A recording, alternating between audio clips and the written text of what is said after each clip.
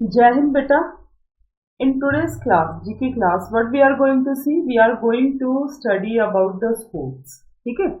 Sports बेटा हर एक competitive exams में हम बात करें, चाहे डिफेंस का एग्जाम हो, चाहे वो स्टेट लेवल का एग्जाम हो, चाहे वो नेशनल लेवल का एग्जाम हो, in every exam it plays a very important role. बहुत ही इंपॉर्टेंट रोल प्ले करता है. बहुत सारे क्वेश्चंस इसमें से जो है वो कई बार मतलब फ्रीक्वेंटली पूछे जाते हैं. तो वैसे एक वीडियो हम लेके आएंगे, इसमें स्पोर्ट्स के इंपॉर्टेंट क्वेश्चंस को डिस्कस करने की ट्राई करेंगे जितने भी प्रीवियस ईयर में आ रखे हैं. ठीक है, आपके बड़े सारे एग्जाम्स हैं, जैसे आपका एनडीए है, आपका एसएससी का पेपर होता है, आपका एफकेट का पेपर होता है, आपका बैंकिंग का एग्जाम्स होता है, या आपके जो है वो क्लास 2 क्लास 3 के जो पेपर होते हैं उनमें भी बेटा ये बहुत सारे क्वेश्चन जो है वो स्पोर्ट्स में से आते हैं. तो स्पोर्ट्स टॉपिक जो आज हम करने जा रहे हैं ना बेटा, इसके बारे में आपने एक चीज याद रखनी कि इसका जो एरिया है ना वो बहुत ज्यादा है, छोटा नहीं. ठीक है ना. अगर आप स्पोर्ट्स को डिवाइड करें और अब अगर आप किसी भी जीके की बुक में स्पोर्ट्स वाला टॉपिक देखते हैं तो आप देखोगे कि this section is very large. ये कैसा सेक्शन है बेटा? सबसे लार्ज सेक्शन कवर करता है किसमें? स्टैटिक जीके में. ठीक है, क्योंकि इसके एरिया बहुत ज्यादा है. जैसे फॉर एग्जांपल स्पोर्ट्स की हम बात करेंगे तो पहले तो डिफरेंट कैटेगराइजेशन ऑफ स्पोर्ट्स होती है कि वो कौन से अरीना में या कौन से कोर्ट में, कौन से ग्राउंड में प्ले किए जाते हैं उनका होता है. कौन सी कंट्रीज के डिफरेंट काइंड ऑफ स्पोर्ट्स कौन से हैं, जैसे national sports of the different countries important topic रहता है.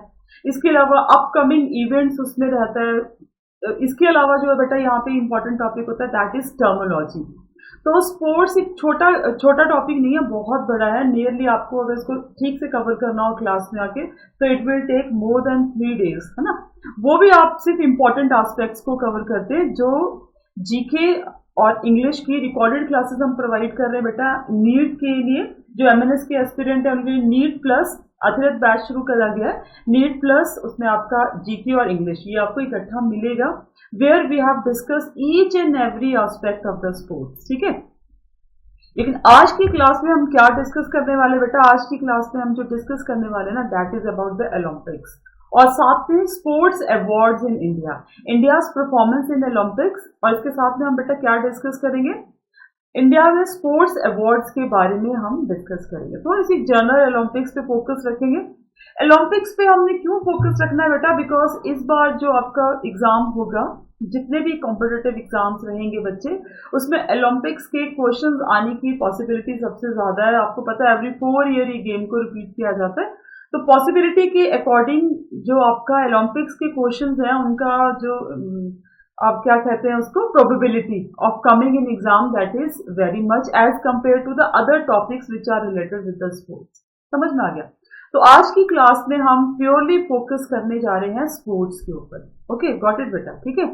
इससे पहले कि हम क्लास शुरू करें बच्चे, मैं आपको एक छोटी सी बात जरूर हर एक बार आपको मैं बताती हूँ. आज की क्लास में भी एक छोटी सी बात मैं आपको बताने जा रही हूँ बच्चे. वो ये है कि आपकी लाइफ का आपका एम आपने खुद डिसाइड करना है बेटा, आपने क्या करना है. ठीक है ना. बस मैं हमेशा क्लासेस में, आजकल तो मैं अपनी क्लासेस को बहुत मिस कर रही हूँ, बट अपने बच्चों को मैं हमेशा एक ही बात बोलती हूँ कि there is no one in this world जो आपके लिए अच्छा डिसाइड करेगा. ठीक है. आपके अलावा आपके लिए कोई अच्छा सोचने वाला है तो आपके पेरेंट्स हैं. तो ऐसा करो कुछ. ठीक है. ऐसे ड्रीम्स अपनाओ या फिर ऐसी चीजों पे चलो बेटा जिनसे आपके पेरेंट्स को आप पे बहुत प्राउड फील हो, है ना. उनको अच्छा लगना चाहिए कि देखो हमारे बच्चे ने हमारे लिए इतना कुछ करा. समझ में गया? इसके अलावा जितनी भी सारी चीज है ना बेटा that is of no value, किसी भी वैल्यू की नहीं है. अदर जितनी भी अट्रैक्शंस है ना दीज आर बेसलेस, वो बेसलेस है बेटा. तो आपके पास अगर कोई एम नहीं है ना, आपको कुछ नहीं पता चल रहा कि आपने कहाँ जाना है कहाँ नहीं जाना है, तो आप at least see towards your parents और उनके लिए ही आप पढ़ना शुरू करो. ठीक है. जब आप पढ़ना शुरू करोगे ना बेटा तो planning is the most important thing. आपको एक बात बताओ बेटा, ठीक है, आप बहुत ज्यादा इंटेलिजेंट भी हो सकते हैं, नो डाउट, लेकिन अगर आपने अपने स्टडी को प्लान नहीं करा, ठीक है, चैप्टर वाइज, समझ में आ गया, आपने अपने टॉपिक को चैप्टर वाइज प्लान नहीं करा तो in the end you will get nothing. मान लो कि आप बहुत इंटेलिजेंट, आपको लगता है कि मैं 2 hours पढ़ के सब कुछ कवर कर लूंगा, तो आप बेटा उस बच्चे के साथ compete नहीं कर सकते जो डेली हाफ एन आवर पढ़ता है, बट डेली पढ़ता है, प्लानिंग के साथ पढ़ता है कि मेरे आज के टॉपिक्स ये हैं और मेरे को इन टॉपिक्स को कवर करना है. ठीक है। तो आप बस एक चीज को याद रखो, प्लानिंग करो कि व्हाट इज माय प्लानिंग, मतलब मेरे अगले आर की प्लानिंग क्या है। मैंने आराम भी करना है ना, मजा भी करना है, तो भी आपकी प्लानिंग में होना चाहिए कि मैं 2 आवर्स स्टडी करने के बाद जो है वो I will enjoy in this way, है ना। चाहे कोई आप मूवी देख लो, चाहे आप कोई अपना फेवरेट फूड खा लो, ठीक है, चाहे अपने फ्रेंड से कुछ बात कर लो थोड़ी सी, जिसमें आपको अच्छा लगता है, डू दैट, जो आपके माइंड पे प्रेशर ना क्रिएट करे, इररिलेवेंट प्रेशर। ओके, समझ में आ गया। प्लानिंग करो अपने हर एक चीज को, अपने हर एक टॉपिक को, कि फर्दर तुम 1 आवर में क्या करने वाले हो बेटा, फिर आपकी सक्सेस को कोई रोक नहीं सकता है। दिस इज द फैक्ट, समझ में आ गया, ठीक है। So let's start with the topic that is sports. Sports के टॉपिक के साथ हम शुरू करते हैं, और मेन फोकस हम करेंगे बेटा किन के ऊपर करेंगे, ओलंपिक्स गेम्स के ऊपर हमारा मेन फोकस रहने वाला है। ये मैंने आपको अभी बता दिया बच्चे, this is a important topic in the upcoming exams. Why? Because ये एक ऐसा इवेंट है, एवरी 4 ईयर के बाद होता है। तो अभी हुआ है 2021 में अगस्त, in the month of August. तो आपको पता है ये एग्जामिनर के माइंड में एक इंपॉर्टेंट प्लेस जो है बेटा वो रखता है, ठीक है। चलो स्टार्ट करते हैं, थोड़ा सा लिटिल इन्फॉर्मेशन लेंगे हम एंशिएंट ओलंपिक गेम्स के बारे में। तो आपको पूछा जा सकता है बेटा कि फर्स्ट ओलंपिक गेम्स जो थी वो कब स्टार्ट हुई थी। Those were started in 776 BC में, और किस गॉड को ऑनर करने के लिए। आपको पता है बेटा, हम जो भी कुछ, जैसे कि किसी ग्राउंड का नेम दे देते हैं, किसी मोनूमेंट का किसी पे नाम दे देते हैं, ठीक है ना, किसी प्लेस का नाम दे देते हैं, तो वो किसके लिए देते हैं, टू ऑनर सम पर्सन। तो ओलंपिक गेम भी ग्रीक गॉड जीसस को ऑनर करने के लिए बेटा ये गेम्स प्ले करी गई थी इन 776 BC में, ठीक है। तो आप BC और AD वाला कंसेप्ट तो अच्छे से जानते ही होंगे, ठीक है ना। और अब इसका मॉडर्न चेंज हो चुका है, this is known as BCE और CE, ठीक है ना। Before common era and common era. History की क्लास जब आप लगाओगे, there I have discussed about this कि कैसे इसको डिफरेंशिएट करते हैं, क्या इन सबका मतलब है, ठीक है। मॉडर्न ओलंपिक गेम्स जो है बेटा वो कब शुरू हुई थी, 6 अप्रैल 1896 से एथेन ग्रीस में स्टार्ट हुई थी। ये ग्रीस के बारे में ना, एथेन ग्रीस, ये सारे जो कंट्रीज है ना बेटा, इनकी एक बहुत ही रिच हिस्ट्री है, ठीक है ना। कभी आप यहाँ पे ग्रेट स्कॉलर्स के बारे में पढ़ो इनके, तो ग्रेट हिस्ट्री, हम हिस्ट्री की क्लास में कभी डिस्कस भी करेंगे, अभी उस तरफ नहीं जाएंगे, otherwise we will be out of topic, okay. Olympic games को हम ओलंपिक गेम्स क्यों बोलते हैं, why? Because these games use to be held at the city of Olympia, ठीक है ना। सिटी ऑफ ओलंपिया में ये शुरू हुई थी, that is why Olympic games are known by the name of Olympics. और the person who is sorry known as the father of modern Olympics, he is Pierre de Coubertin, ठीक है। इनका नाम आपने याद रखना है, बहुत बार पेपर में क्वेश्चन पूछा जाता है कि who is the father of the Olympics. समझ में आ गया बेटा। इंटरनेशनल ओलंपिक कमेटी बेटा ये कुबर्टिन ने 23 जून 1864 में ही फाउंड करी थी, जिसका हेडक्वार्टर लुसेन स्विट्जरलैंड में सिचुएटेड है, ठीक है। तो आपको बेटा ये सारे ही क्वेश्चन एग्जाम में आ सकते हैं, बहुत इंपॉर्टेंट है। Who is the father of Olympic games, where is the headquarter of this, when was the international Olympic committee was set up. तो आपको ये इंग्लिश लैंग्वेज में ही पूछा जाएगा, फास्टर, हायर एंड स्ट्रॉन्गर, आपने ये याद रखना है। If you have seen the Olympic flag, है ना, उसके ओलंपिक फ्लैग में रिंग्स है, आगे मैं आपको दिखाऊंगी, अभी मैं आपको शो कर देती हूँ एक बार, सी दिस, ठीक है। आप ये देख सकते हो बेटा, ये रिंग्स है, 5 रिंग्स है। कितने रिंग्स हैं ये? 5 रिंग्स है। And you are also able to see the colour. यहाँ पे जितने भी रिंग्स है ना बेटा, ऑल हैव द, मतलब these rings have a different colours, ठीक है, डिफरेंट कलर्स है। तो ये क्वेश्चन भी बेटा एग्जाम में आता है कि जो 5 कलर्स हैं वो, ये 5 रिंग्स हैं, वो क्या रिप्रेजेंट करते हैं, और कौन सा कलर कौन सी चीज को रिप्रेजेंट करता है। तो सबसे पहले बेटा आपने याद रखना है कि ये 5 कलर्स जो हैं ये क्या रिप्रेजेंट करते हैं बेटा, 5 कॉन्टिनेंट्स। क्या रिप्रेजेंट करते हैं बेटा, हमारी जो 5 कॉन्टिनेंट्स है, मेन 5 कॉन्टिनेंट्स है, उनको रिप्रेजेंट करते हैं, ठीक है। और जिसमें जो कलर वाले रिंग्स है, इसमें कौन से वाले हैं बच्चे, रेड है, ब्लू है, ग्रीन है, येलो है एंड ब्लैक है, ठीक है। तो ये जो रेड कलर है ये कौन से कॉन्टिनेंट को, ब्लू कौन से, ग्रीन कौन से, yellow, black, I think you are knowing this, but फिर भी हम एक बार क्लास में इसको देख लेते हैं। ब्लू कलर जो है दैट रिप्रेजेंट्स यूरोप, ठीक है ना। ग्रीन कलर जो है बेटा वो किसको रिप्रेजेंट करता है, ग्रीन कलर रिप्रेजेंट ओशिनिया, ठीक है। ओशिनिया जो है आपका क्या है, आपका जो ऑस्ट्रेलिया प्लस उसके अराउंड जितने भी आइलैंड्स है उनको, ठीक है। रेड कलर आपका रिप्रेजेंट करता है द अमेरिकाज। अमेरिकाज बोलने का मतलब क्या है बेटा, नॉर्थ प्लस साउथ, ठीक है, both north America and the south America दोनों ही, ठीक है। उसके बाद आपके पास बेटा आता है ब्लैक, ब्लैक रिप्रेजेंट करता है अफ्रीका को और येलो रिप्रेजेंट करता है बेटा किसको, एशिया को, ठीक है। तो ये आपने ध्यान रखने, ये कलर्स के ऊपर जो है क्वेश्चंस आते हैं। Red colour for America, north and south, blue colour is for Europe, green colour is for Oceania, yellow colour is for Asia and black colour is for Africa, okay. तो बहुत बार examination में बच्चे ये question पूछा गया है, ठीक है, एग्जामिनर ने क्वेश्चन को पूछा है, ओके।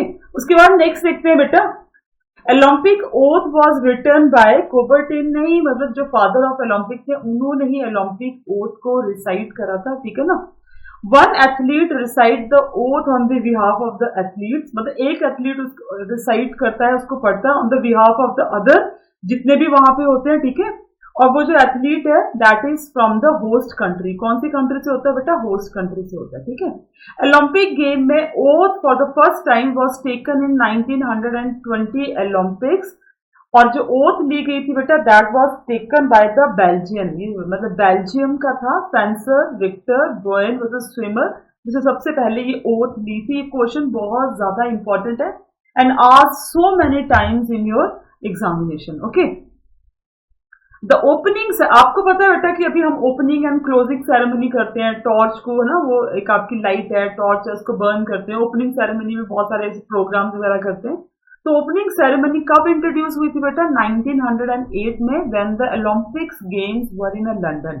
एट दैट टाइम ये जो ओपनिंग सेरेमनी है ये इंट्रोड्यूस बेटा करी गई थी, ठीक है, समझ में आ गया बेटा। अब यहाँ पे आप देखना, ये बहुत ही इंपॉर्टेंट पॉइंट है लास्ट वाला, कि व्हेन द प्रोसेशन, आपने देखा ना बेटा ओलंपिक गेम्स में सारी टीम्स वो पूरे ग्राउंड में मूव करती है, प्रोसेशन चलता है, तो उसका सीक्वेंस क्या रहेगा, ये भी एक बहुत इंपॉर्टेंट क्वेश्चन है।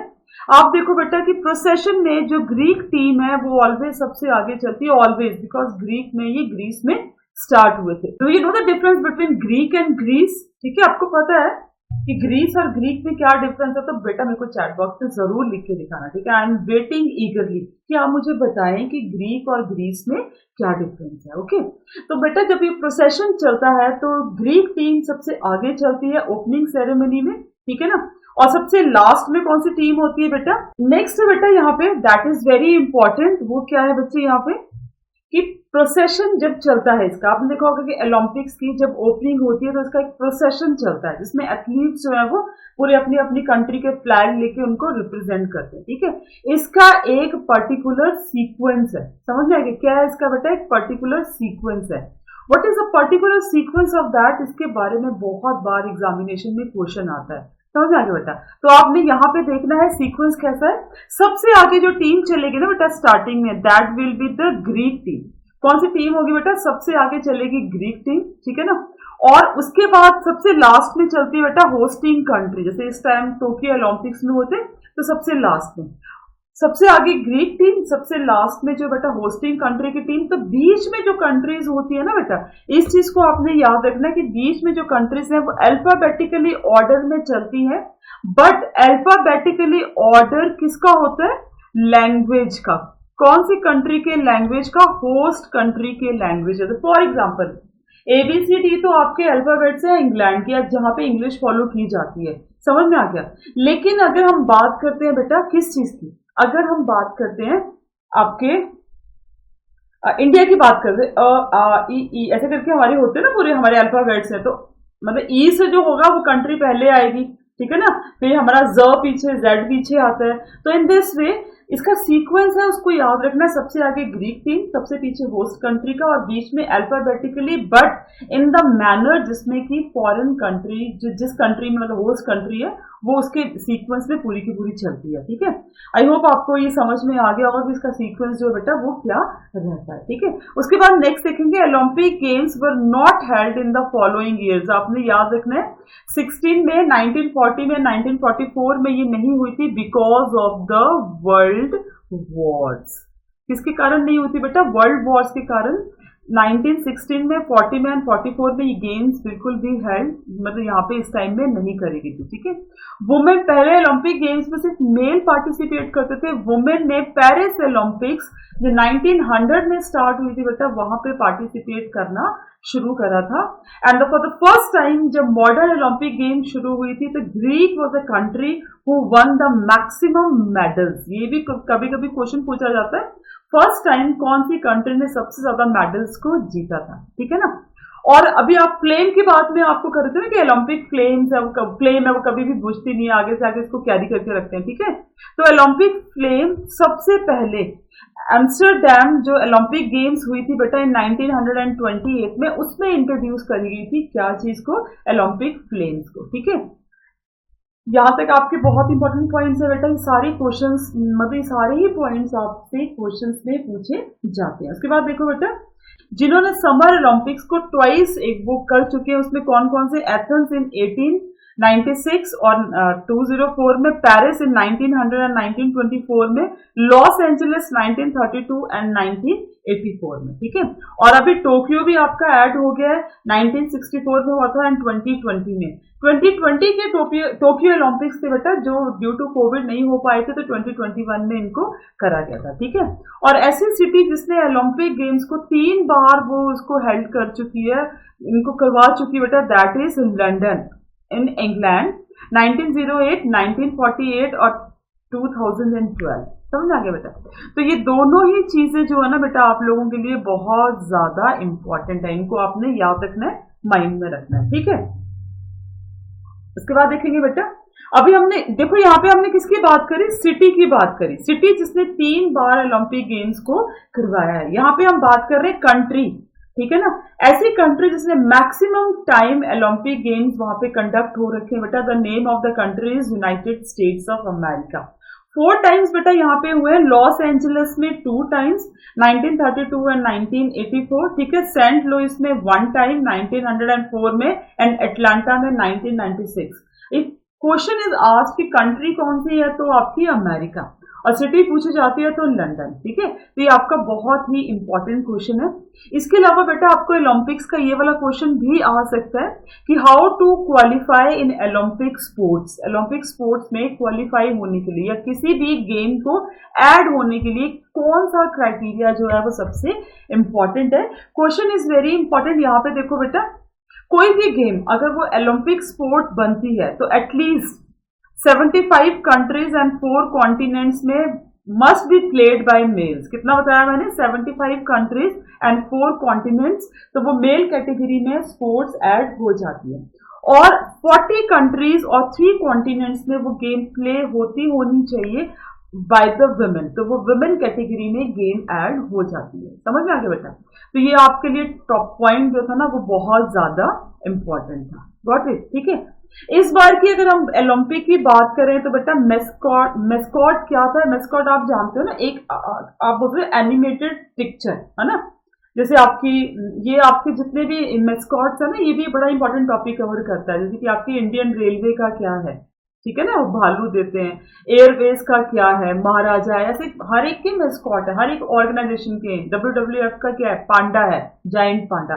सो इन दिस वे हर एक अपना एक सिंबल बनाता है, that symbol is known as mascot. क्या बोलते हैं बेटा उसको, मेस्कॉट बोलते हैं, ठीक है ना। तो इसके बारे में भी आपको पेपर में क्वेश्चन आएगा कि ओलंपिक्स का 2020 में जो हुए, 2020 एंड 2021 में कंफ्यूज नहीं होना बेटा। वैसे ये जो शेड्यूल थे वो 2020 के थे, बट जो ऑर्गेनाइज हुए वो कब हुए, 2021 में हुए, ठीक है ना। तो Mirae तोवा has been declared as the official mascot of the Tokyo Olympics, ठीक है, समझ में आ गया। आप यहाँ पे देख सकते हो काइंड ऑफ एनिमेटेड पिक्चर, ठीक है ना। जापानीज लैंग्वेज में देखें तो मिराई का मतलब होता है फ्यूचर एंड तोबा का मतलब होता है एटर्निटी। तो innovation from harmony for the future, मतलब हम न्यू इनोवेशन करेंगे हार्मनी से, पीस से, ठीक है, लव से, और वो फ्यूचर तक आगे कैरी रहेगा। That was the mascot. ये बहुत इंपॉर्टेंट क्वेश्चन है बेटा, इसको जो है आपने भूलना नहीं है, ठीक है। यहाँ पे आप देखेंगे बेटा लोगो की मैं अगर आपको बात करूं तो ये आप देखो, दिस वाज द लोगो। आप देखोगे ना, ये कट करके रेक्टेंगुलर शेप्स के है ना, ऐसे कट कट करके पूरा बना के रखा है। सबसे पहले जो है ये रेक्टेंगुलर शेप में क्यों बनाया है बेटा, ये भी एग्जाम में आ जाता है क्वेश्चन। तो आप यहाँ पे रखेंगे कि the design aim to represent the different countries having the different culture and the different thinking, but they are actually surviving together. ठीक है, सर्वाइविंग मतलब लिविंग टुगेदर। मीन्स देखो बेटा, आप कितने कॉन्टिनेंट्स है, कितनी कंट्रीज है, कितनी लैंग्वेजेस है, कितने कल्चर्स है। तो ये जो रेक्टेंगुलर्स है ना बेटा, डिफरेंट शेप में, डिफरेंट साइज में, टेढ़े मेढ़े से पूरे, लेकिन है हम सब इकट्ठे, because we all are human. हम सब क्या है बेटा, ह्यूमन है। तो हम इस चीज को रिप्रेजेंट करते हैं। समझ में आ गया बच्चे? तो ये चीज जो है ना, ये आपको पेपर में पूछी जा सकती है। Actually it means unity in diversity. जैसे हम इंडिया के लिए बोलते हैं यूनिटी इन डाइवर्सिटी, है ना, इतनी डाइवर्सिटी है बट फिर भी यूनिटी है। तो वैसे ही जो आपका रेक्टेंगुलर्स है इसको रिप्रेजेंट करता है। बहुत बार ये क्वेश्चन आता है। ये भी आपको देखो शॉर्ट में यहाँ पे पूछा जा सकता है। होस्ट कंट्री इस बार के ओलंपिक्स में कौन सी थी? टोक्यो। मोटो क्या था बेटा? United bye emotions. नेशन कितने इंक्लूड थे? आपके 206 नेशन थे। इसमें आपके रशियन जो है, ठीक है, EOR और ROC, मतलब एक यूरोपियन आपकी ओलंपिक ऑर्गेनाइजेशन है, साथ में आपकी रशियन ओलंपिक कमेटी है, ये दोनों ही इसमें ऐड थे। रशिया को एक्चुअली में बैन कर दिया गया था यहाँ पे पार्टिसिपेट करने के लिए। क्यों कर दिया था, क्यों बैन कर दिया था बेटा? क्योंकि ये जो थे यहाँ पे इन्होंने वो ड्रग्स का यूज करा था, इसलिए इनको मना कर दिया था। और ये European organization for the refugees, जो यूरोप में रिफ्यूजीज आके रह रहे हैं, आपको पता है ये यूरोपियन कंट्रीज में बहुत सारे रिफ्यूजीज जाते हैं, तो वो लोगों ने भी ओलंपिक्स में पार्टिसिपेट करा था। ठीक है, तो ये क्वेश्चन है 206 टोटल इसमें नेशन थे। एथलीट्स में कितने ने पार्टिसिपेट किया था? 11,656 में। टोटल इवेंट्स कितने ऑर्गेनाइज हुए थे? 339 and the sports were the 33 in a different discipline, है ना, 50 डिफरेंट डिसिप्लिन। ओपनिंग सेरेमनी 23 जुलाई 2021 को थी और क्लोजिंग सेरेमनी 8 अगस्त 2021 में थी। ठीक है ना, ये 8 अगस्त, 9 अगस्त, 4 अगस्त की वैल्यू जापान में वैसे भी बहुत ज्यादा है। अगर आपको पता है क्यों है तो बेटा आप मुझे एक बार लिख के दिखाना कि क्यों है। अगस्त मंथ की जो मैं डेट्स ले रही हूँ आपकी 9 अगस्त है, 4 क्या वैल्यूज है इन डेट्स की, ये जो है आप मेरे को बताएंगे चैट बॉक्स में। ठीक है, अब हम थोड़ा सा फोकस करते हैं, बिकॉज हमने प्रीवियस ईयर के MNS का पेपर देख रखा होगा ना, तो इसमें से क्वेश्चन आए कि different type of Olympic games कौन कौन सी होती हैं। तो हम देखें बेटा, तो मेन गेम्स जो है ओलंपिक की, that is a summer Olympic. Summer Olympic बहुत ही बड़े लेवल पे ऑर्गेनाइज करी जाती है। इसके अलावा विंटर ओलंपिक्स जो अभी चाइना में ऑर्गेनाइज करी थी, विंटर ओलंपिक्स होती है। यूथ ओलंपिक्स होते हैं बेटा चिल्ड्रन फ्रॉम 14 to 18 ईयर्स के लिए। पैरा ओलंपिक्स होते हैं for the differently abled athletes, मतलब फिजिकली चैलेंज एथलीट्स है उनके लिए होते हैं। ठीक है, डेफ ओलंपिक्स होता है the one who has a hearing disability, ठीक है ना। और स्पेशल ओलंपिक्स होता है for the adults and the children with the intellectual disability. ठीक है, तो ये आपके डिफरेंट काइंड ऑफ ओलंपिक्स है जो ऑर्गेनाइज किए जाते हैं बेटा। ठीक है, तो आपने ये आप याद रखेंगे, बिकॉज इसमें से क्वेश्चन एग्जामिनेशन में आता है बेटा, वेरी इंपॉर्टेंट। समझ में आ गया? ओके, इसके बाद देखो बेटा, क्लोजिंग सेरेमनी ऑफ ओलंपिक 2020 में जो हुआ था वो कैसा था। सबसे पहले मैंने आपको डेट बता दी कि 8 अगस्त 2021 को ओलंपिक्स 2020 का है डेट, इसमें ईयर यही आएगा बेसिकली ईयर, लेकिन हुआ ये 2021 में ऑर्गेनाइज था। तो आप ये डेट याद रखेंगे, इसमें कंफ्यूज नहीं होना है बिल्कुल भी। ठीक है ना, 23 जुलाई को स्टार्ट हुआ था, 8 अगस्त 2021 में बेटा इसको जो था वो बिल्कुल खत्म, मतलब बंद कर दिया गया था। ठीक है ना, जापान मैंने आपको पहले ही बता दिया। इससे पहले 1964 में ओलंपिक गेम्स ऑर्गेनाइज कर चुका था। ठीक है ना, और एक 1972 और एक बार जो है विंटर ओलंपिक्स 1998 में भी वो ऑर्गेनाइज कर चुका है। अब आप यहाँ पे कंफ्यूज नहीं होंगे कि मैंने आपको पीछे बताया यूएसए में 4 टाइम्स समर ओलंपिक्स हो रखा है बेटा। जापान में भी 4 टाइम्स ओलंपिक हुआ है, but 2 times summer Olympics and 2 times जो है यहाँ पे कौन से बेटा आपके विंटर ओलंपिक्स। समझ में आ गया? ठीक है, और Tokyo is the first Asian city to hold the summer Olympics. ठीक है, ये ट्वाइस, ये क्वेश्चन बहुत बार एग्जाम में आता है कि कौन सी ऐसी एशियन कंट्री है जिसने समर ओलंपिक्स को 2 बार एक्चुअली में होल्ड करा था। ठीक है ना, वहां पे वो हेल्ड हुई थी, तो दैट इज द टोक्यो। ठीक है, क्वेश्चन बेटा बहुत ज्यादा इंपॉर्टेंट है। अगर हम टैली देखें ना बच्चे, तो ये भी आप लोगों के लिए एक बहुत इंपॉर्टेंट क्वेश्चन है। आपको एमसीक्यू फॉर्म में पेपर में आता है कि मैक्सिमम नंबर ऑफ मेडल्स कौन सी कंट्री ने जीते हैं, याद रखना है, ठीक है। तो आप बेटा वैसे सीक्वेंस में याद रखोगे, नंबर ऑफ मेडल्स आपको वैसे इतनी याद करने की जरूरत नहीं है एमएनएस के लिए, बट आप इंडिया ने कितने लिए और नंबर 1 पे कितने लिए ये जरूर याद रखेंगे। जैसे यूनाइटेड स्टेट्स में टोटल जो थे इसके 113 मेडल्स थे, उसमें 39 गोल्ड थे, 41 सिल्वर थे एंड 33 ब्रॉन्ज थे। देन चाइना, उसके बाद जापान, ग्रेट ब्रिटेन और रशियन ओलंपिक कमेटी, जिसके बारे में मैंने आपको बोला कि रशिया डायरेक्टली नहीं आ सकता था, तो रशियन ओलंपिक कमेटी के नाम से उसने एंट्री करी थी ओलंपिक गेम्स में, है ना। एंटी डोपिंग एजेंसी ने इनको मना कर दिया था बिकॉज इनके एथलीट्स ने ड्रग्स जो थी वो ली थी, ठीक है, लास्ट ओलंपिक्स में। यहाँ पे देखेंगे बेटा इंडिया की क्या परफॉर्मेंस रही इस बार के समर ओलंपिक्स में, वेरी वेरी इंपॉर्टेंट क्वेश्चन, ठीक है। आप देखो बेटा 7 मेडल्स हमने इस बार के ओलंपिक्स में लिए थे, जो इससे पहले मैक्सिमम मेडल्स जो हमने 6 मेडल लिए थे वो हमने 2012 लंदन ओलंपिक्स में लिए थे। रियो डी जेनेरियो में जो ओलंपिक्स हुए थे वहां पे हम बहुत अच्छा प्रदर्शन नहीं कर पाए थे, ठीक है। तो सबसे ज्यादा मेडल्स जो थे वो टोक्यो ओलंपिक्स में ही हमने लिए थे। इसमें आप देखेंगे बेटा कि Mary Kom and men's hockey team skipper Manpreet Singh, ठीक है ना। ये क्या थे बेटा, मतलब मैरी कॉम और मनप्रीत सिंह, ये जो तो मैरी कॉम को आप जानते हैं, मनप्रीत हॉकी टीम के जो थे बेटा स्कीपर है, ये इंडियन टीम के फ्लैग बेयरर थे जब सेरेमनी स्टार्ट हुई थी, ठीक है। और जब सेरेमनी खत्म हुई थी तो ब्रॉन्ज मेडल जिनको मिला था Bajrang Punia, he was a flag bearer in the closing ceremony from the Indian side, okay. तो बेटा ये क्वेश्चन भी आपको इंपॉर्टेंट है, आप ये भी याद रखेंगे, आपको मिल जाएगा, इसका पीडीएफ आपको चाहिए होगा बिकॉज ये बहुत इंपॉर्टेंट है, ठीक है। मेडल टैली देखें इंडिया की, तो नीरज चोपड़ा तो स्टार बॉय, गोल्डन बॉय, आप कुछ भी बोल सकते हैं, privileged boy, any word you can use for him. Neeraj Chopra ने गोल्ड मेडल लिया था बेटा जेवलिन थ्रो में, सिल्वर में मीराबाई चाऊ ने वेट लिफ्टिंग में, ठीक है ना, और रवि दहिया ने फ्री स्टाइल रेसलिंग में जो था ना बेटा सिल्वर मेडल लिया था। ब्रॉन्ज में अगर हम देखें तो लवलीना ने बेटा वेट लिफ्टिंग में, मतलब उस बॉक्सिंग में, ठीक है ना, वेटर वेट बॉक्सिंग में, ठीक है, सॉरी बॉक्सिंग में क्या लिया था इसने बेटा, ब्रॉन्ज मेडल लिया था। पीवी संधू ने सिंगल बैडमिंटन में ब्रॉन्ज, बजरंग ने फ्री रेसलिंग में ब्रॉन्ज। और हॉकी टीम को ये बहुत ही ग्रेट अचीवमेंट है, हॉकी टीम ने ब्रॉन्ज मेडल लिया after a great time. Now we will give a little glance because it is also important, ये भी बहुत इंपॉर्टेंट है। हम थोड़ा सा ग्लांस, थोड़ा सा नजर डालेंगे कि इंडिया के medal winners eight Olympic games, Olympic games में इंडिया के मेडल विनर्स कौन कौन से हैं, स्टार्टिंग से लेके एंड तक, ठीक है ना। तो नॉर्मन पिटचार्ड ने बेटा क्या लिया था, पेरिस में आपके सिल्वर मेडल लिया था इन्होंने मेंस 200 मीटर रेस में, ठीक है। फिर नॉर्मन ने अगेन ही सेम ही ओलंपिक्स में पेरिस में जो हुए थे सिल्वर मेडल लिया था 200 हर्डल्स में।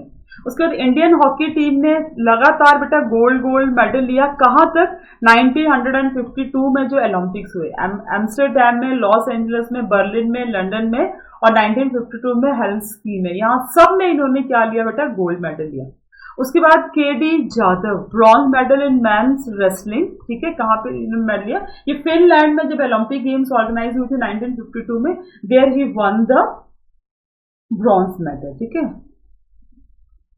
उसके बाद इंडियन हॉकी टीम में मेलबोर्न में 1956 में वो गोल्ड मेडल लिया, इंडियन हॉकी टीम ने सिल्वर लिया रोम में जब हुए थे बेटा, फिर गोल्ड मेडल लिया टोक्यो में 1964 में हुआ था, ब्रॉन्ज मेडल लिया था मैक्सिको में हुआ था 1968 में, फिर ब्रॉन्ज मेडल लिया था बेटा म्यूनिक जर्मनी में 1972 में हुआ, गोल्ड मेडल लिया मॉस्को 1980 में।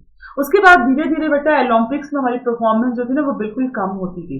Leander Paes won the bronze medal in man single tennis in Atlanta 1996, Karnam Malleswari bronze medal in women 64 kg weight lifting Sydney 200 में, ठीक है। उसके बाद बेटा राठौर ने, ठीक है, राजवर्धन सिंह राठौर ने silver medal in men's double trap shooting में एथेंस 2004 में ये हुए थे। अभिनव बिंद्रा ने बेटा गोल्ड मेडल उसने शूटिंग में लिया था बेजिंग में 2008 में। विजेंद्र ने bronze medal middle wait boxing में, ठीक है, ये भी 2008 में बीजिंग में हुए थे। सुशील कुमार ने भी बेटा रेसलिंग 66 केजी में बीजिंग में ब्रॉन्ज मेडल। सुशील कुमार ने फिर 66 केजी रेसलिंग में लंदन में लिया था बेटा सिल्वर मेडल। विजय कुमार ने रैपिड पिस्टल शूटिंग लंदन में सिल्वर मेडल। साइना नेहवाल ने bronze medal women single London में। मैरी कॉम ने बेटा वुमेन फ्लाई वेट बॉक्सिंग में आपका ब्रॉन्ज मेडल लिया था लंदन 2012 में। उसके बाद परफॉर्मेंस देखो, हमने अच्छी परफॉर्मेंस करी है। योगेश्वर दत्त ने ब्रॉन्ज लिया था रेसलिंग में लंदन ओलंपिक्स में बेटा, ठीक है। गगन नारंग ने bronze 10 metre air rifle shooting में। पीवी संधू ने सिल्वर वुमेन सिंगल बैडमिंटन में लिया था रियो डी जेनेरियो में 2016 में जो हुए थे। और साक्षी मलिक, मतलब देश की इज्जत बचाई इन दोनों लड़कियों ने, ठीक है ना। रेसलिंग में लिया इन्होंने ब्रॉन्ज मेडल। तो रियो डी जेनेरियो में हमने अच्छी परफॉर्मेंस नहीं करी थी। उसके बाद टोक्यो ओलंपिक्स जो अभी ऑर्गेनाइज हुआ, 7 medals we have won in this. 7 medals हम इसमें जीत के आए हैं। पहले आपकी लवलीना ने, अभी हमने पीछे डिस्कस कर लिया है, ठीक है, वॉल्टर वेट बॉक्सिंग में ब्रॉन्ज मेडल लिया। संधू ने बेटा इसमें ब्रॉन्ज मेडल लिया, ठीक है। धैया ने सिल्वर मेडल लिया। इंडियन हॉकी ने भी ब्रॉन्ज मेडल लिया।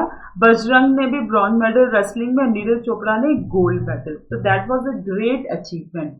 इसके बारे में बेटा आपको पता ही होना चाहिए कि इंडिया ने ओलंपिक्स में कहां कहां पे क्या क्या परफॉर्मेंस की है बेटा। This is very important topic, ये बहुत इंपॉर्टेंट टॉपिक है। उसके बाद नेक्स्ट देखते हैं बेटा para Olympic symbols. Olympic games के साथ ही बिल्कुल ऑर्गेनाइज हुई पैरा ओलंपिक्स। पैरा ओलंपिक्स का बेटा ये फ्लैग है ना। जैसे हमने वहां पे देखा ना, आपका क्या था, आपके वो रिंग्स ऐसे करके बन रखे थे ना। तो पैरा ओलंपिक्स में जो फ्लैग यूज होता है उसमें कितने कलर्स यूज होते हैं? 3 कलर्स यूज होते हैं। समझ में आ गया बेटा। और 3 कलर्स है रेड, ब्लू एंड ग्रीन। क्या दिखाते हैं? Red, blue and green. ऐसे ये 3 ही कलर्स क्यों यूज किए गए बेटा? Because these 3 colors are actually in the flags of each and every country around the world. आप देख रहे हैं कोई ना कोई कलर जो है वो मिल ही जाता है किसी न किसी फ्लैग में। That is why they have used.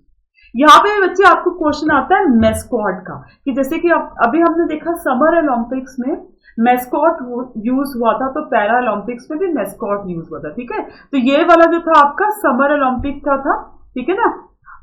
और ये जो आप देखोगे बेटा पिंक सी जो गुड़िया डॉल जैसी बना रखी है इन्होंने, ठीक है, ये सोमिति इसका नाम है। नेम ही आपने याद रखना है जो आपसे पूछा जाता है। पैरा ओलंपिक का मेस्कॉट है। मैंने आपको दोनों ही डाल दिए यहाँ पे, summer Olympics and para Olympics, दोनों के मेस्कॉट ऑल टुगेदर। अंडरस्टूड बेटा, ठीक है। उसके बाद देखोगे ये आपके पैरा ओलंपिक्स का सिंबल है, ठीक है ना। कैसे वहां पे आपने देखा कि पूरा रेक्टेंगुलर ज्वाइन है। यहाँ पे क्या है बेटा? यहाँ पे वही चीज है कि we are also united but with emotions. Emotion से हम यूनाइटेड है। आपका ये para Olympics and summer Olympics जहां पे ऑर्गेनाइज हुआ, that is Japan national stadium, ठीक है ना, नोन एज अ स्टेडियम, मतलब Olympic stadium during the games. तो जापान नेशनल स्टेडियम में ये ऑर्गेनाइज हुई थी। सेम वही सिटी टोक्यो थी। मोटो यूनाइटेड बाय नेशन था, इमोशन, सॉरी, ठीक है। कितने नेशन ने पार्टिसिपेट किया बेटा इसमें? 162। वो रिफ्यूजी पैरा ओलंपिक टीम ने भी पार्टिसिपेट किया, साथ में रशियन पैरा ओलंपिक कमेटी ने भी इसमें पार्टिसिपेट किया, ठीक है। उसके बाद देखो टोटल इसमें एथलीट्स जो थे 4403 एथलीट्स ने प्ले करा। इवेंट्स इसमें ऑर्गेनाइज हुई थी 539 इन 22 डिफरेंट स्पोर्ट्स। इसकी ओपनिंग सेरेमनी 24 अगस्त 2021 में थी और क्लोजिंग सेरेमनी 5 सितंबर 2021 में थी बेटा, ठीक है। तो closing ceremony of summer Olympics and the winter Olympics आपने याद रखना बेटा, ये पेपर में क्वेश्चन आता है, ओके।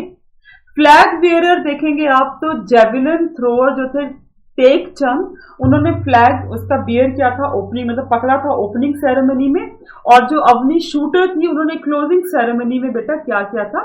फ्लैग बियर किया था, ठीक है। 54 पैरा एथलीट्स हमने भेजे थे यहाँ पे 9 डिफरेंट स्पोर्ट्स में, मतलब 9 गेम्स थी, 54 एथलीट्स थे। सबसे बड़ा बिगेस्ट एक ग्रुप था बेटा जो एथलीट्स का यहाँ पे गया था, ठीक है ना। इसका थीम सॉन्ग था कर दे कमाल तू, ये आप याद रखेंगे, थीम सॉन्ग था ये, कर दे कमाल तू, जिसके कंपोजर जो थे बेटा सिंगर, ठीक है, the singer of the song, the composer and the singer of the song was Sanjeev Singh, ठीक है ना, जो एक्चुअली में ही क्रिकेट प्लेयर थे फ्रॉम लखनऊ, ठीक है, वो भी अपने आप फिजिकली चैलेंज पर्सन थे, क्रिकेट प्लेयर थे लखनऊ से, जिन्होंने इसको कंपोज किया था और गाया था। समझ में आ गया बेटा? तो ये भी आपको पेपर में क्वेश्चन जो है कभी कभी पूछा जाता है। See the list which India performed in the Paralympic that is so long. Athletes में अगर हम देखें तो सुमित अंतिम ने मैन जेवलिन थ्रो में, बैडमिंटन में प्रमोद ने मैन सिंगल्स में, बैडमिंटन ने कृष्णा नागर ने मैन सिंगल में, मनीष नरवाल ने बेटा 50 मीटर पिस्टल में मिक्स में, और अवनी ने 10 मीटर एयर राइफल स्टैंडिंग उसमें जो था गोल्ड मेडल जीता। तो ग्रेट अचीवमेंट। सिल्वर में एथलीट्स में योगेश ने, ठीक है, डिस्क थ्रो में, एथलीट में निषाद ने मैन हाई जंप में, ठीक है, एथलीट्स ने मरियप्पन ने मैन सिंगल हाई जंप में, एथलीट्स में प्रवीण कुमार ने हाई जंप में, सबने सिल्वर मेडल ले रखा है, ठीक है। देवेंद्रा ने मैन जेवलिन थ्रो में बेटा, ठीक है। बैडमिंटन में सुहास ने मैन सिंगल्स में सिल्वर थ्रो, शूटिंग में सिंह राज ने, और टेबल टेनिस में बेटा भवीना पटेल ने वुमेन सिंगल्स में। ये सभी ने अपने सिल्वर मेडल्स यहाँ पे गेन करे थे। और ब्रॉन्ज मेडल में आर्चरी में हरविंदर सिंह ने, एथलीट्स में शारद कुमार ने हाई जंप में, ठीक है, यहाँ इंडिविजुअल कैटेगरी में, एथलीट्स में सुंदर सिंह गुज्जर ने जेवलिन थ्रो में ब्रॉन्ज मेडल लिया, मनोज सरकार ने बैडमिंटन सिंगल में ब्रॉन्ज मेडल, सिंह राज ने बेटा 10 मीटर एयर पिस्टल में ब्रॉन्ज मेडल, और अवनी ने ब्रॉन्ज मेडल लिया 50 मीटर राइफल 3 पोजीशन में। आप समझ में आ गए बेटा? तो this was a great achievement which is done by the athletes in the Paralympics. इसमें से आपको कोई भी क्वेश्चन जो है एग्जाम में कवर हो सकता है, ठीक है। यहाँ पे आप एक चीज और याद रखेंगे कि badminton and taekwondo were the 2 games which were first time introduce in the Tokyo Paralympics, ठीक है। पहली गेम से टोक्यो पैरालंपिक्स में इंट्रोड्यूस करी गई थी, ओके। फिर इसके बाद है, इसमें आपको बस एक चीज याद रखनी है कि जैसे हमने वहां पे करा कि समर ओलंपिक्स में चाइना ने सबसे ज्यादा, इसमें यूएसए ने सबसे ज्यादा मेडल जीते थे, तो पैरालंपिक्स में चाइना ने बेटा सबसे ज्यादा मेडल जीते। उसके बाद जो आपके नेक्स्ट नेशन आते हैं, यूनाइटेड किंगडम है, यूएसए, ऐसे करके, ठीक है ना। और चाइना जो है लगातार 5th टाइम, ये आप बहुत बार क्वेश्चन पूछा जा सकता है, क्वांटिटी में 5th टाइम चाइना जो है पैरालंपिक्स में टॉप की पोजीशन लेके आ रहा है, ठीक है। तो आप समझ सकते हो बेटा, these are the important question. Next is first in sports in India. India में स्पोर्ट्स में फर्स्ट जो है, बहुत बार पेपर में ये क्वेश्चन आता है कि कैसे परफॉर्मेंस करी थी, ठीक है। तो यहाँ पे देखेंगे the first in India to win the individual medal in the Olympic, वो थे आपके केडी जाधव। इनके बारे में हमने सारा डिस्कस कर लिया पीछे कि कौन कौन सी गेम में इन्होंने पार्टिसिपेट करा ना बेटा, तो आप वहां से इसको एक बार देख सकते हैं, ठीक है ना। The first Indian to win the gold medal at the Olympic that is Abhinav Bindra. The first Indian women to win the individual medal in Olympic Karnam Malleswari. The first Indian also the first Asian to win the single Wimbledon junior single title that is Ramanathan Krishnan in 1954, the first Indian to win the Grand Slam title, French Open mixed double, that was a Mahesh Bhupathi, ठीक है ना। The first Indian to achieve a career Grand Slam mixed double, वो भी महेश भूपति 2006 में। The first Indian to achieve the career Grand Slams in double is a Leander Paes in 2012 में। The first Indian to become a world champion in billiards, that is Wilson Jones. The first grandmaster and also the first Indian to win the FIDE, ये जो आपकी championship है बेटा world chess में होती है, that is a Viswanathan Anand, ठीक है। The first Indian to win the underworld chess championship, that is P. Harikrishnan. The first Indian to win all England badminton championship that is Prakash Padukone. And the first gymnast to win the medal at the Commonwealth game that is Ashish Kumar male में, और दीपा कर्माकर 2014 में female में, ठीक है, जिन्होंने Commonwealth में पहला medal जो था इंडिया के लिए जीता था, ठीक है। The first Indian women to win the gold medal at the Asian game that is Kamaljeet Sandhu. The first Indian women athlete to win a medal at the world event, bronze medal उन्होंने world athletic championship में जीता था, अंजू बॉबी जॉर्ज, ठीक है। The first Indian women to win the grand slam title, Sania Mirza. The first Indian to win the junior badminton championship, ठीक है। और साथ में सुपर सीरीज टूर्नामेंट भी इन्होंने जीता था, that was Saina Nehwal. The first recipient of the Rajiv Gandhi Khel Ratna award, जिसका नाम अभी चेंज हो गया है, अभी मैं आपको आगे बताऊंगी, that is the Viswanathan Anand. The first recipient of the Rajiv Gandhi Khel Ratna award women में, that was the Karnam Maheshwari. Man में विश्वनाथन आनंद और फीमेल में करना महेश्वरी, ठीक है। Dhyan Chand life time achievement award सबसे पहले किसको मिला था? अपर्णा घोष, ठीक है, साहुरुराज, ठीक है, और अशोक दीवान को। The first cricket player to be awarded the Arjuna award, that is Salim Durani. The first Indian to win the Olympic medal, consecutive मतलब लगातार 2 बार उन्होंने जीता, that is Sushil Kumar and PV Sandhu. इन्होंने कॉन्टिन्यूटी में मतलब पिछले वाले गेम्स में भी अगले वाले गेम्स में भी जो मेडल है बेटा वो जीते हैं, ठीक है। The first Indian recipient of the International Cricket Council Sir Garfield Sobers trophy, also the world's first given by the ICC world player of the year, that is Rahul Dravid, okay. तो ये आपके बेटा सारे फर्स्ट जो इंडिया की performance कर रखी है उसके आपके ये इंपॉर्टेंट क्वेश्चंस हैं, समझ में आ गया। फर्स्ट इन इंडिया वैसे भी आपके लिए इंपॉर्टेंट है, अगले वीडियो में हम फर्स्ट इन इंडिया ही लेके आएंगे, बट फर्स्ट इन स्पोर्ट्स तो हमने सेपरेट कर दिया। वैसे हम फर्स्ट इन डिफेंस जब करेंगे तो उसको भी हम सेपरेट कर देंगे, सो दैट इतने सारा आपका लॉन्ग वीडियो ना हो जाए ना आप कंफ्यूजन, इसलिए इनको थोड़ा सा हमने सेपरेट कर दिया, ठीक है। इसके बाद देखेंगे बेटा मेजर नेशनल स्पोर्ट्स अवार्ड, ये भी एक बहुत इंपॉर्टेंट टॉपिक है जिसको हम क्लास में आज कवर करने वाले हैं, ओके। सबसे पहले देखेंगे बेटा राजीव गांधी खेल रत्न अवार्ड, पहले बोलते थे to the Dhyanchand Khel Ratna award, ठीक है। Rajiv Gandhi Khel Ratna award which is the highest award in sports में मिलने वाला, रिपब्लिक डे के दिन ये अवार्ड दिया जाता है बेटा, सबसे हाईएस्ट अवार्ड है। इसका नाम बदल के अब रख दिया गया है ध्यानचंद खेल रत्न अवार्ड, समझ में आ गया। इसको लॉन्च किया गया था बेटा 1991 में और 1992 में फर्स्ट टाइम अवार्ड दिया गया था। 25 लाख रुपीस कैश प्राइज दिया जाता है बच्चे, बहुत बार पेपर में क्वेश्चन पूछा जाता है कौन से अवार्ड में कितना कैश प्राइज मिलता है। फर्स्ट रिसेप्टेंट तो मैंने आपको बता ही दिया, विश्वनाथन आनंद थे और करना महेश्वरी वुमेन में जिनको ये अवार्ड मिला था, ठीक है। और पंकज अडवाणी जो है is the only player who receive this award for the different 2 kind of games, समझ में आ गया। तो पंकज अडवाणी को स्नूकर्स और बिलियर्ड्स दोनों में ही ये ध्यानचंद खेल रत्न अवार्ड जो ना बेटा वो मिल रखा है, क्वेश्चन बहुत ज्यादा इंपॉर्टेंट है। उसके बाद है मौलाना अबुल कलाम आजाद ट्रॉफी, ठीक है। तो ये एक्चुअली में मौलाना अबुल कलाम आजाद ट्रॉफी कब दी जाती है बेटा? ये दी जाती है यूनिवर्सिटी लेवल पे जो गेम्स प्ले किए जाते हैं। किस लेवल पे? यूनिवर्सिटी लेवल पे। इसमें 15 लाख जो फर्स्ट आता है, 7.5 लाख जो सेकंड आता है, 4.5 लाख जो थर्ड आता है। तो in this way the prizes, the money is given, ठीक है। And this is the inter university national sports trophy, ठीक है। उसके बाद नेक्स्ट है बेटा ध्यानचंद अवार्ड। ध्यानचंद अवार्ड जो है बेटा वो किसी भी प्लेयर को life time achievement in any sports दिया जाता है। इसको स्टार्ट किया गया था 2002 में, जिसमें 10 लाख रुपीज जो है वो कैश प्राइज दिया जाता है और 3 person actually use to get this award each year, ठीक है। 3 प्लेयर्स को दिया जाता है बेटा जो किसी भी स्पोर्ट्स में कॉन्टिन्यूटी में एक्टिव मतलब रहे हैं, ठीक है, अच्छी परफॉर्मेंस उन्होंने शो करी है। इसको ministry of youth affairs and sports provide करता है। So who is the minister of youth and sports in India? मेरे को चैट बॉक्स में लिख के दिखाना बेटा। उसके बाद है बेटा अर्जुना अवार्ड, ठीक है।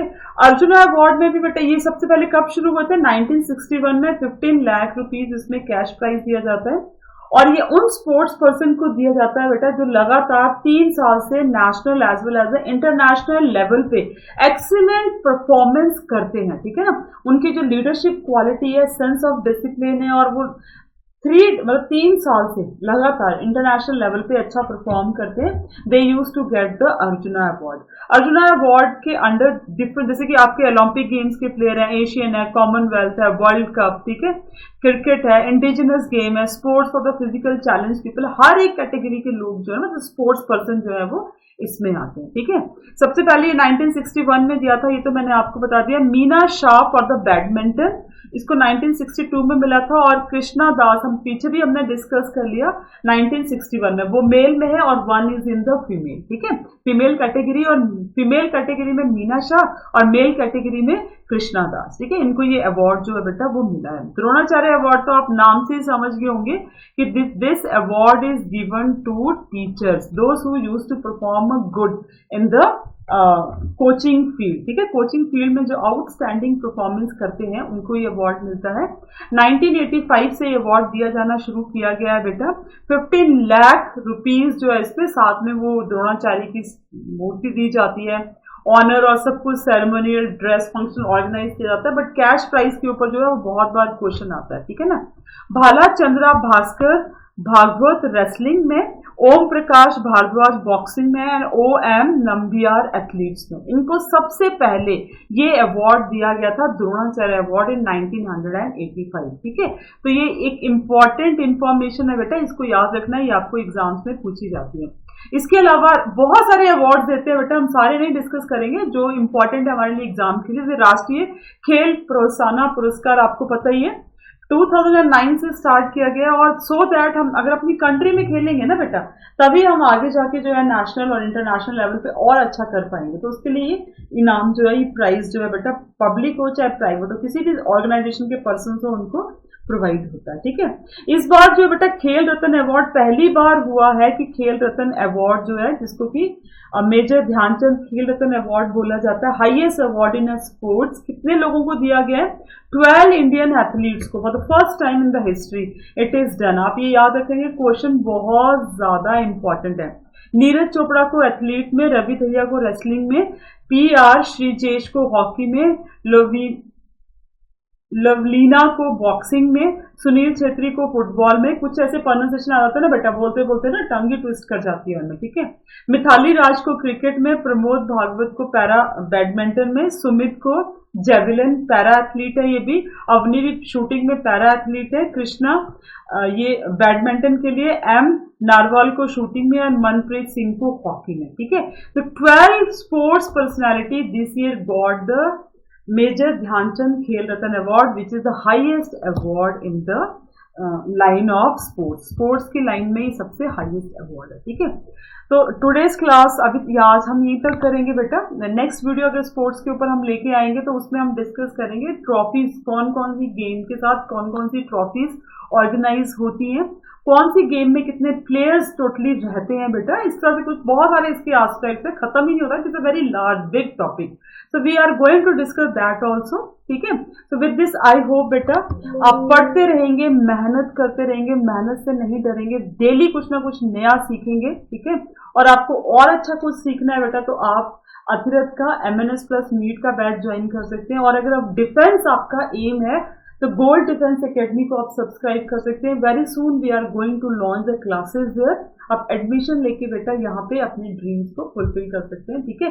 बिकॉज मेहनत करना ही सबसे इंपॉर्टेंट चीज है, बाकी तो सब जो है बेटा वो आपको पता ही है, there is no substitute to hard work, hard work का तो कोई सब्स्टिट्यूट लाइफ में होता भी नहीं है, ठीक है। With this take care and Jai Hind.